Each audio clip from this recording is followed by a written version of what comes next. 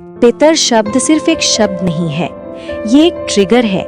ये शब्द सुनते ही हमारा दिमाग तुरंत इसे मृत्यु, परलोक, समस्या, अदृश्य शक्ति जैसी गंभीर और भय पैदा करने वाली चीजों से जोड़ देता है।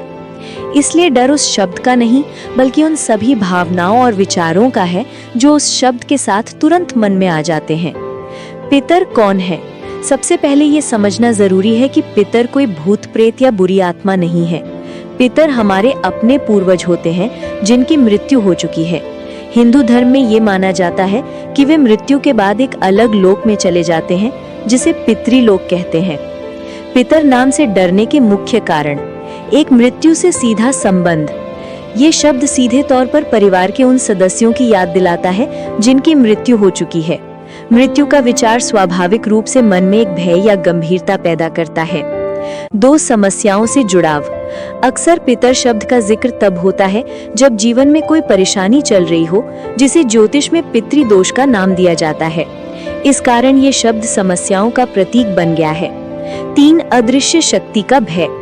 पितृ एक अदृश्य शक्ति माने जाते हैं, जो शक्ति दिखाई नहीं देती पर हमारे जीवन पर अच्छा या बुरा असर डाल सकती है। उससे डर लगना एक स्वाभाविक मानवीय प्रवृत्ति है। 4, नाराजगी का डर। ये सबसे बड़ा कारण है। ऐसी गहरी मान्यता है कि अगर पितर नाराज हो गए तो घर में अशांति, बीमारी, धन हानि या बनते हुए कामों में रुकावटें आ सकती हैं। 5, गंभीर संदर्भ में प्रयोग। इस शब्द का प्रयोग हमेशा गंभीर मौकों पर होता है, जैसे श्राद्ध, पूजा पाठ या किसी समस्या की चर्चा के दौरान।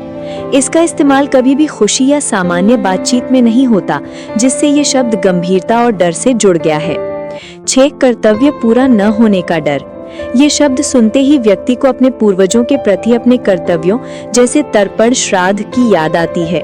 अगर उसे लगता है कि वो इन्हें ठीक से नहीं निभा पाया है, तो मन में एक अपराध बोध और डर पैदा होता है।